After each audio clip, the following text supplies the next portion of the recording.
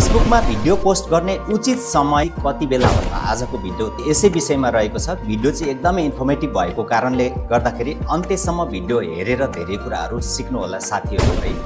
हामीले प्रायसो जति बेला पनि भिडियोहरू बनाउने अनि पोस्ट गरिरहेका पनि छौँ। त्यो सरासर गलत हो। भिडियो पोस्ट गर्नुभन्दा अगाडि हामीले केही कुराहरुमा चाहिँ ध्यान दिनुपर्ने हुन्छ। तपाईहरुको अडियन्स चाहिँ अर्थात् फलोअर्सहरु चाहिँ कुन टाइममा चाहिँ बढी एक्टिभ हुनुहुन्छ त है, त्यो समयलाई मध्यनजर गरेर भिडियो पोस्ट गर्ने बानी गर्नु होला। यसो गर्दा तपाईले धेरै भन्दा धेरै भ्युज पाउन सक्नुहुनेछ र तपाईहरुलाई तीनवटा बेस्ट टाइमको बारेमा चाहिँ म भन्न गइरहेको छु।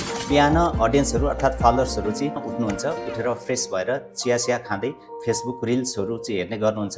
त्यो एउटा चाहिँ समय उचित रहनेछ भिडियो पोस्ट गर्ने समय।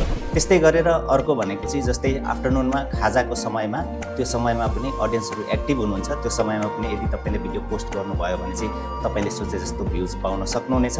त्यसै गरेर बेलुकीको खाना खाइसकेपछि जब बेडमा जाने बेलामा अर्थात् बेडमा गइसकेपछि बसेर चाहिँ रिल्सहरु फेसबुकहरु उहाँहरूले चलाउनुहुन्छ।